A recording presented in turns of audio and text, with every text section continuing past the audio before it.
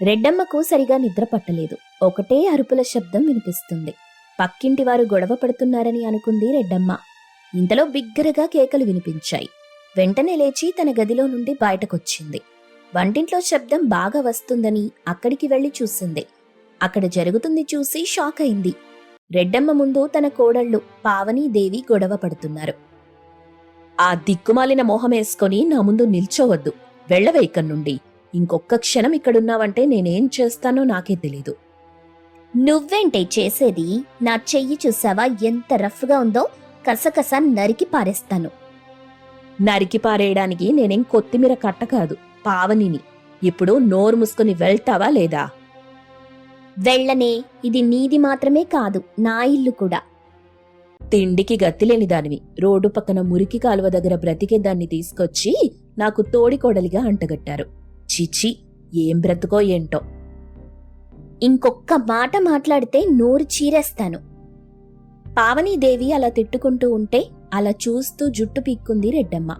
గొడవని ఆపుదామని ప్రయత్నించింది. ఆపండమ్మా, ఆపండి. మీరు చేస్తుంది ఏమైనా బావుందా? రాత్రిపూట ఇలా తిట్టుకోవడం ఏంటమ్మా? ఈ టైంలో ఇక్కడెందుకున్నారు? ఇలా గొడవ పడుతున్నారేంటి? చుట్టుపక్కల వాళ్లంతా వచ్చేస్తారమ్మా. మన ఇంటి పరువు మంటగలిసిపోతుంది. రెడ్డమ్మ అలా అరుచుకుంటూ చెప్తున్నా పావనీదేవి వినిపించుకోరు.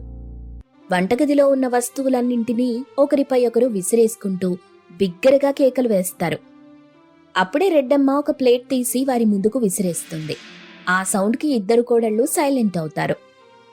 ఇంక మీ గొడవ ఆపండి. అసలేం జరిగిందో చెప్పండి. రాత్రిపూట దాహం వేసి నీళ్ల కోసం వచ్చానత్తయ్యా. ఇంతలోనే ఈవిడగారొచ్చారు. నేను నీళ్లు తాగడం చూసి ఆవిడ కూడా నీళ్లు తాగాలని పట్టుబట్టింది. దాహం అనేది ఒకరికి వేస్తేనే మిగిలిన వారికి రాదు కదా. ఎవరికైనా ఎప్పుడైనా రావచ్చు. ఆ టైంలో నాకు కూడా దాహమేసింది. ఒకరి తర్వాత ఒకరు నీళ్లు తాగి వెళ్లిపోయి ఉండొచ్చు కదమ్మా. ఇలా పంతంతో గొడవ పడటం అవసరమా? అలా మాట్లాడతారేంటత్తయ్యా? నేనేం పేదింటి నుండి ఇక్కడికి రాలేదు. నేను ధనవంతుల కుటుంబం నుండి వచ్చాను. దరిద్రపు బతుకు బతకలేదు. మాది రిచ్ ఫ్యామిలీ. అలాంటిది నాపైనే తిండికి గతిలేని వాళ్ళొచ్చి పోటీ పడితే ఊరుకుంటానా? గతిలేని వాళ్ళా? ఎవరే? అత్తయ్య, ఆవిడేం మాట్లాడుతుందో చూడండి. నాకొచ్చే కోపానికి ఇప్పుడే దాన్ని నరికి పారేస్తాను. దాని చర్మం వలిచి చెప్పులు కుట్టించుకుంటాను. దాన్ని ముక్కలుగా నరికి కోళ్లకు గ్రద్దలకు వేస్తాను. అయ్యో, మళ్ళీ వీళ్లు మొదలెట్టారే. అమ్మా, ఇద్దరికి చెరో దండం పెడతాను. ఆపండి. చుట్టుపక్కల వాళ్లకు తెలిస్తే రకరకాలుగా చెప్పుకుంటారు. నేను వీధిలో కూడా గౌరవంగా తిరగలేనమ్మా. నా మాట వినండి, దయచేసి వినండి. రెడ్డమ్మ అలా అరిచి అరిచి కళ్ళు తిరిగి పడిపోయింది. అలా కళ్ళు మూసిన రెడ్డమ్మ ఉదయం ఎండ తగలగానే మెలకువలోకొస్తుంది. వంటగదిలో తన చుట్టూ చిందరవందరగా వస్తువులుంటాయి. వాటి మధ్యలో నుండి నిద్రలేచిన రెడ్డమ్మ మొహమంతా గోధుమ పిండి ఉంటుంది. అలాగే లేచి మొహం కడుక్కుంది. తన కోడళ్ళు ఏం చేస్తున్నారోనని భయంతో వారి గదుల్లోకి వెళ్లి చూసింది. ఇద్దరూ గురక పెట్టి నిద్రపోతున్నారు. ఇక మొహం కడుక్కొని వంటలన్నీ చేసి పెడుతుంది రెడ్డమ్మ. కోడళ్ళు అప్పుడే నిద్రలేచి వంటగదిలోకొస్తారు. అత్తయ్యా, మీరు చేస్తున్నారేంటి? వంట నేను చేసేదాన్ని కదా. ఏంటత్తయ్యా, మీకా శ్రమెందుకు చెప్పండి. చెయ్యడానికి మేమున్నాం కదా. అదేంటి మీ మొహం అలా పీక్కుపోయింది? చూడండమ్మా, ఇలా మీరు గొడవ పడుతుంటే నేను చూస్తూ ఉండలేకపోతున్నాను. దయచేసి నన్ను అర్థం చేసుకోండి. నా పరువు తీయకండి. ఏంటత్తయ్యా మీరు మాట్లాడేది? మేమెప్పుడు గొడవ పడ్డాం చెప్పండి. ఏంటిదేవి, నువ్వు నాతో గొడవ పడ్డావా? లేదక్కా, అస్సలు గొడవ పడలేదు. రెడ్డమ్మకు ఆశ్చర్యం కలిగింది. రాత్రి జరిగింది మళ్లీ గుర్తు తెచ్చుకుంది. మీరిద్దరూ రాత్రే కదా గొడవ పడ్డారు. మీ గొడవను ఆపడానికొచ్చి నేను వంటగదిలోనే పడిపోయాను. ఏంటత్తయ్యా, మీకు పిచ్చి పట్టిందా ఏంటి? మనం వెంటనే ఆస్పత్రికి వెళ్దాం పదత్తయ్యా. మీకేదో అయింది, డాక్టర్కి చూపించాలి. కోడళ్ల తీరును చూసి రెడ్డమ్మకి మైండ్ బ్లాక్ అవుతుంది. వెంటనే అక్కడి నుండి వెళ్లిపోవాలనుకుంది. సరేనమ్మా, నిద్ర సరిగా లేకపోవడం వల్ల ఇలా మాట్లాడుతున్నానేమో. కాసేపు విశ్రాంతి తీసుకుని వస్తాను అంటూ రెడ్డమ్మ తన గదిలోకి వెళ్తుంది. అలా కొంతసేపటి తరువాత గాఢ నిద్రలోకి జారుకుంటుండగా ఇంట్లో నుండి పెద్దగా శబ్దాలు వినిపిస్తాయి. టక్కున లేచిన రెడ్డమ్మ వెంటనే శబ్దాలు వచ్చే చోటుకి వెళ్ళి అక్కడ చూస్తే పెరట్లో పావనీదేవి మళ్లీ గొడవ పడుతున్నారు. ఈసారి కళ్ళొకసారి పులుముకొని చూసింది. తన ఇద్దరు కోడళ్లు గొడవ పడడం చూసి షాక్ అయింది. నీ దరిద్రపు జడకు రోజా పువ్వు అవసరమా? ఎవరెక్కడుండాలో అక్కడుంటే మంచిది. ఎవరిదే దరిద్రపు జడ? ఆ రోజు చెట్టు నాటింది నేను. నా ఇష్టం వచ్చినట్టు చేసుకుంటాను. అడగడానికి నువ్వెవరే? ఇంకోసారిలా మాట్లాడావంటే నీ మూతిపళ్ళు రాలగొడతాను. ఇక ఆలస్యం చేయకుండా రెడ్డమ్మ తన కోడళ్ల మధ్యకు చేరుకుంది. గొడవ పడుతున్న కోడళ్లని చూసి ఒక్కసారిగా బిగ్గరగా అరుస్తుంది. రెడ్డమ్మ మాటతో ఇద్దరు కోడళ్లు పెరట్లో నుండి ఇంట్లోకి చేరుకుంటారు. ఇక కొంత సమయం తరువాత రెడ్డమ్మ అక్కడి నుండి ఇంట్లోకెళ్తుంది. అక్కడ ప్రశాంతంగా టీ తాగుతూ కోడళ్లు కనిపిస్తారు. ఏంటమ్మా మీరు పెద్ద గజనిల మాదిరిగా ఉన్నారే? అక్కడేమో గొడవ పడ్డారు, ఇక్కడేమో ప్రశాంతంగా టీ తాగుతున్నారు. ఇద్దరూ కలిసి నాకు అపరిచితుడు సినిమా చూపిస్తున్నారు కదమ్మా. ఏంటత్తయ్యా మీరు మాట్లాడేది? మేమిద్దరం గొడవ పడ్డామా? పొద్దున కూడా మీరిలాగే మాట్లాడారు. ఇందాకే కదమ్మా పెరట్లో రోజా పువ్వు కోసం గొడవ పడ్డారు. అయ్యో మీకేదో అయిందత్తయ్యా. మన పెరట్లో చాలా రోజా పూల చెట్లున్నాయి కదా, వాటిల్లో చాలా పువ్వులు కాస్తాయి. అయినా మేమొక్క పువ్వు కోసం ఎందుకు గొడవ పడతాం? రాను రాను మీరిలా మాట్లాడుతుంటే మాకేదో అనుమానంగా ఉందత్తయ్యా. ముందు మీరెళ్ళి కాసేపు పడుకోండి. విశ్రాంతి మీకు చాలా అవసరం. కోడళ్ల మాటలు విని అయోమయంలో పడ్డ రెడ్డమ్మ తన గదిలోకి వెళ్లి నిద్రపోయింది. కొంతసేపటి తరువాత మళ్లీ అవే శబ్దాలు వినిపిస్తాయి. ఈసారి రెడ్డమ్మ ఆ శబ్దాల్ని పట్టించుకోకుండా వెంటనే పరుగు పరుగున తన ఇంట్లో నుండి బయటకొస్తుంది. పక్కింట్లోకి దూరుతుంది. పక్కింట్లో ఉన్న పారిజాతాన్ని తీసుకొచ్చి, ఏమే పారిజాతం, మా ఇంట్లో నుండి ఏవైనా అరుపులు వినిపిస్తున్నాయా? ఏంటి రెడ్డమ్మక్క, మొన్నో రోజు కాస్త పంచదార ఇవ్వమంటే ఇచ్చావా నువ్వు? ఇప్పుడేమో ఇలా నన్ను తీసుకొచ్చి మీ ఇంట్లో నుండి అరుపులు వినిపిస్తున్నాయా అని అడుగుతున్నావు? ఓసై నీ పంచదార పాడుగాను, ముందు నేను అడిగింది చెప్పవే. నీకు మా ఇంట్లో నుండి అరుపులు వినిపిస్తున్నాయా లేదా? పోయిన నెల గుప్పెడు కందిపప్పు అడిగాను, కొద్దిగా అయినా ఇచ్చావా నువ్వు? నీ పిసినారితనం వల్ల. ఒసే ఒసేయ్, నేను అడుగుతున్నదేంటి, నువ్వు చెప్పేదేంటే? నా గోడు కాస్త వినవే. నేను అడిగిన దానికి మాత్రమే సమాధానం చెప్పు. లేదు రెడ్డమ్మక్క, ముందు నువ్విప్పుడు కాస్త చింతపండివ్వు. అది ఇస్తే గాని నీకు నేనేం చెప్పను. థు దిక్కుమాలినదానా, నువ్వు నీ బతుకు పందిమొహం వేసుకొని ఎప్పుడూ ఆ తిండిగోలే నీకు. నీతో మాట్లాడ్డం కన్నా ఆ గోడకి చెప్పుకోవడం మేలు అంటూ రెడ్డమ్మ తన ఇంట్లోకి వెళ్తుంది.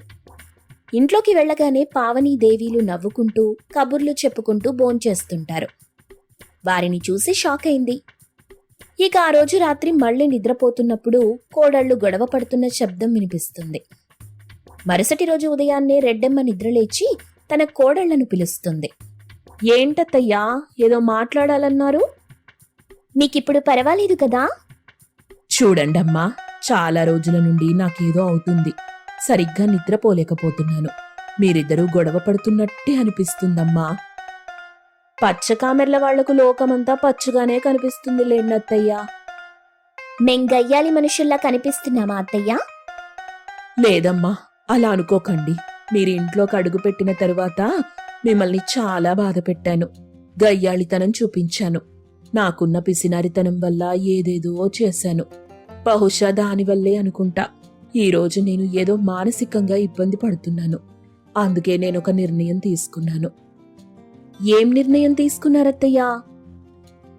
నేను మెంటల్ ఆసుపత్రిలో చేరాలనుకుంటున్నాను. అయ్యో, అలాంటి నిర్ణయం ఎందుకు తీసుకున్నారత్తయ్యా?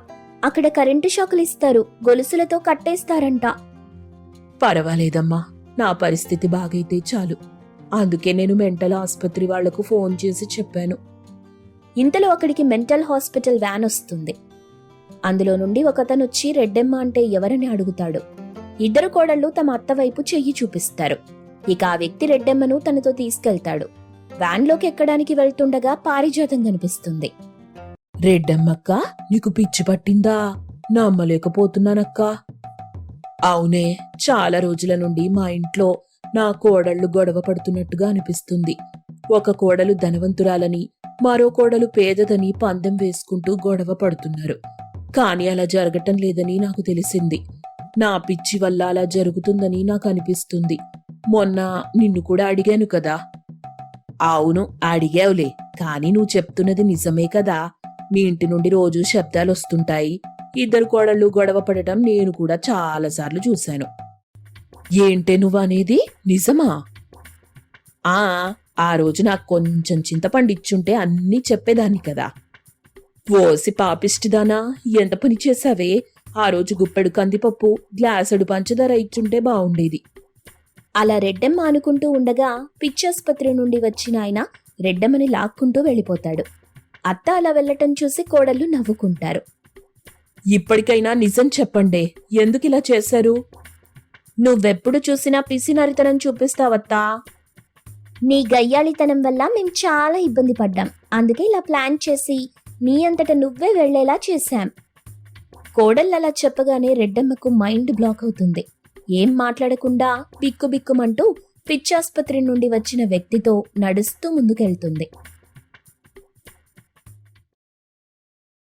చుట్టూ పచ్చని అడవి, వాటికి అందంగా దిష్టి చుక్కలాగా ఉండే 2 కొండలు, దాని మధ్యలో ఒక పెంకుటిల్లు.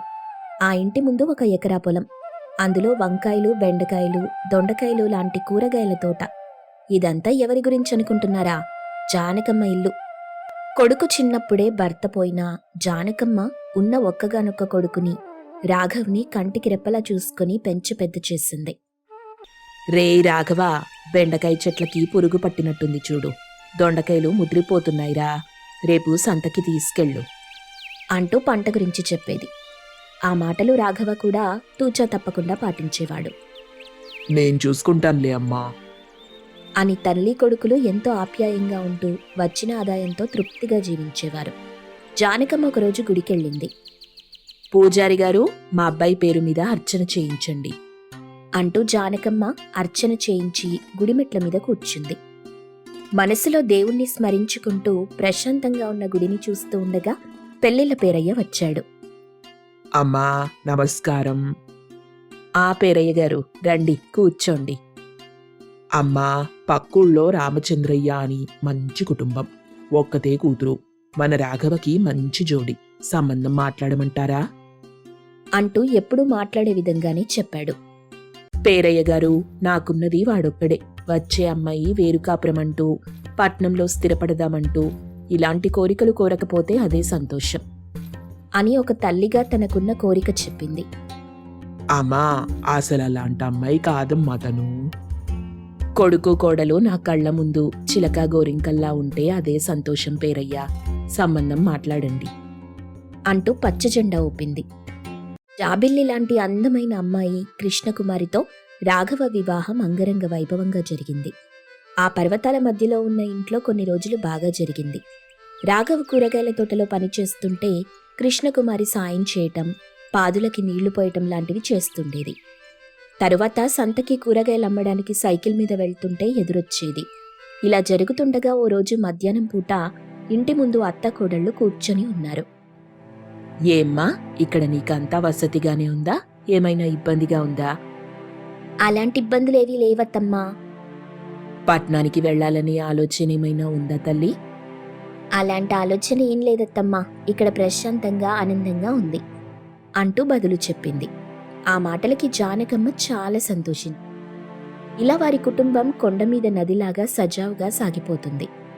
కాని ఎవరి దృష్టి పడిందో ఏంటో తెలీదు గాని సమస్యలు ఆ ఇంటిని చుట్టుముట్టాయి. అప్పుడే చెట్లు చిగురిస్తూ శీతాకాలం మొదలైంది. ఎముకలు కొరికే చలి మొదలైంది. పర్వతాల మధ్య ఇల్లు ఉండడంతో చలి బాగా పెరిగిపోయింది. అబ్బా, ఈ చలేంట్రా నాయనా, ఈ చలితో పాటు దోమలొకటి, ప్రాణం పోతుంది అంటూ రాత్రి దోమలతో చలితో బాగా విసిగిపోయేది కృష్ణకుమారి. ఉదయాన్నే రాఘవ వచ్చి కృష్ణకుమారిని నిద్రలేపాడు. కుమారి, లే, కూరగాయలు కోద్దాంలే. అమ్మో, ఈ చలిలో నా వల్ల కాదండి, నన్ను వదిలేయండి అని మత్తుగా బద్ధకంగా చెప్పింది. దాంతో రాఘవ ఏం చేయలేక మౌనంగా వెళ్ళిపోయాడు. రాఘవ ఒకడే కూరగాయలు కోసుకొని భార్య లేకుండా వెళ్ళిపోయాడు. ఇదంతా దూరం నుండి జానకమ్మ చూసింది. చలికే భయపడుతుంది ఏంటి పిల్ల అంటూ మామూలుగా మనసులో అనుకుంది. కాని ఈ చలికి భయపడి కృష్ణకుమారి రోజూ అలాగే చేస్తూ ఉండేది. రోజూ కొడుకొక్కడే కష్టపడుతూ ఉండటం జానకమ్మ తల్లి మనసుకి చాలా బాధేసింది. ఒకరోజు కృష్ణకుమారి ఇంట్లో ఉండగా తన స్నేహితురాలైన శ్రావణి వచ్చింది. శ్రావణిని చూడగానే కృష్ణకుమారికి చాలా సంతోషమేసింది. ఇంట్లోకి తీసుకెళ్లి కాఫీ టిఫిన్లు పెట్టింది. అబ్బా, ఎన్ని రోజులైందో నేను నిన్ను చూసి అని ఇద్దరు స్నేహితులు కబుర్లలో పడ్డారు. జానకమ్మ కూడా వాళ్ళని కదిలించకుండా ఒంటరిగా వదిలేసింది. అబ్బా, మేముండే పట్నం ఎంత బాగుంటుందో తెలుసా అని పట్నం గురించి గొప్పలు చెప్పటం మొదలెట్టింది శ్రావణి. మేముండే అపార్ట్మెంట్లో 500 ఫ్లాట్స్ ఉన్నాయి. చలి, ఎండ, వర్షం ఇవన్నీ మనకసలు అడ్డమే కావు. అదంతా సరేగాని మరి దోమలు, పావురాలు లాంటివి ఏం లేవు. బాల్కనీకి అందంగా వల కడతారు తెలుసా అని చెప్తూనే ఉంది. కృష్ణకుమారి ఎంతో ఆసక్తిగా వింటుంది. స్విమ్మింగ్ పూల్, పార్కులు, అబ్బా ఒకటి కాదులేవే, ఎంత బాగుంటాయో అంటూ చెప్తుంది. దాంతో సిటీ గురించి కృష్ణకుమారికి మనసులో మంచి అభిప్రాయం ఏర్పడింది. కొన్ని రోజుల తరువాత జానకమ్మ మరియు కృష్ణకుమారి కూర్చుని టీ తాగుతున్నారు. ఆ మాటల్లో జానకమ్మ ఈ విధంగా మాట్లాడింది. అమ్మా, ఇలా చెప్తున్నానని తప్పుగా అనుకోకు. బారెడు పొద్దెక్కినా పడుకోవటం మంచిది కాదు అని మామూలుగా చెప్పింది. ఎవరైనా చూస్తే నలుగురు నానా రకాలుగా మాట్లాడుకుంటారు. నలుగురు మాట్లాడుకునేంత తప్పు నేనేం చేశాను? తప్పని కాదమ్మా, కొంచెం త్వరగా లేవచ్చు కదా. ప్రతిరోజు చలంటే ఎలా చెప్పు? చలి అంటే చలి అనే చెప్తారు. నేనేం కావాలని చేస్తున్నానా? నువ్వు కావాలని చేశావని నేను చెప్పలేదు. తొందరగా లేవమని చెప్తున్నాను. ఈ చలికి నేను లేవలేను. అయినా పట్నానికి పోతే బావుండు. ఈ కొండల మధ్యలో అనవసరంగా పడ్డాను అని తిట్టుకోవటం మొదలెట్టింది. వీలైనంత తొందరగా మా ఆయన్ని తీసుకెళ్తాను. వాడు నా మాట వింటాడో నీ మాట వింటాడో చూద్దాం అని ఇద్దరూ ఒకరి మీద ఒకరు సవాళ్లు విసురుకున్నారు. ఇలా జరుగుతుండగా సాయంత్రం రాఘవ ఇంటికి రాగానే అత్త కోడళ్లు ఒకరి మీద ఒకరు చెప్పుకోవటం మొదలెట్టారు. ఏంటి కృష్ణ ఈ గొడవలు? బుద్ధి లేకపోతే సరి. అవును, నాకు బుద్ధి లేదు. నీకు మీ అమ్మకి బాగా బుద్ధుంది కదా అని గొనుక్కుంటూ బయటికెళ్ళింది. రాఘవ జానకమ్మ వైపు చూశాడు. జానకమ్మ ఏం మాట్లాడకుండా వెళ్ళిపోయింది. టమాటా పప్పు, బంగాళదుంప వేపుడుతో భోజనం తీసుకుని భార్య దగ్గరికొచ్చాడు. కుమారి అని పక్కన కూర్చున్నాడు. కృష్ణకుమారి దాంతో ఇంకొంచెం అలిగి మూతి తిప్పుకుంది. కృష్ణ అంటూ ప్రేమగా పిలిచాడు. కాని కృష్ణకుమారి పలకలేదు. రాఘవ నవ్వి, కృష్ణ, మా నాన్న ఎలా ఉంటాడో కూడా నాకు తెలీదు. నాకు ఊహ తెలిసినప్పటి నుండి మా అమ్మ కష్టమే నాకు గుర్తుంది అని నిదానంగా చెప్పటం మొదలెట్టాడు. కోపంలో ఉన్నా కూడా కృష్ణకుమారి వినటం మొదలెట్టింది. ఊరి చివర కొండల మధ్యలో ఏదో పనికిరాని స్థలం కొన్నాడు మా నాన్న. మా బంధువులు, చుట్టుపక్కల వాళ్ళు మా నాన్నని తిడుతూ ఉండేవారు. కానీ మా అమ్మ మాత్రం ఈ పొలంలోనే కూలి పని చేసింది, వ్యవసాయం చేసింది, ఇల్లు కట్టింది, పనికిరాని స్థలాన్ని పంట పొలంలా మార్చింది అని చెప్తూనే ఉన్నాడు. కృష్ణకుమారి తెలియకుండానే ఆసక్తిగా వింటుంది. చలికాలం, వేసవికాలం, వర్షాకాలం వస్తూనే ఉంటాయి. కానీ మా అమ్మ ఏ రోజు నా చెయ్యి వదల్లేదు. చలికి వణికింది, ఎండలో కష్టపడింది, వానలో తడిసింది. కానీ ఏ రోజు నన్ను భారం అనుకోలేదు. మరిప్పుడు కేవలం చలికి భయపడి మా అమ్మని ఈ స్థలాన్ని వదిలేసి పట్నానికి వెళ్దామా అంటూ టమాటా పప్పుతో కలిపి ముద్దలు తినిపించాడు. కంటి నిండా నీళ్లతో కృష్ణకుమారి ఆ ముద్ద తినింది. దోమలున్నాయని ఇల్లు తగలబెట్టుకుంటామా? ఏదో చిన్న సమస్య వచ్చిందని కుటుంబాన్ని ముక్కలు చేసుకుంటామా చెప్పు అని ప్రేమగా చెప్పాడు. దాంతో కృష్ణకుమారి నేరుగా లేచి ఇంట్లో గదిలో ఉన్న జానకమ్మ దగ్గరికి వెళ్ళింది. అత్తయ్య, నన్ను క్షమించండి.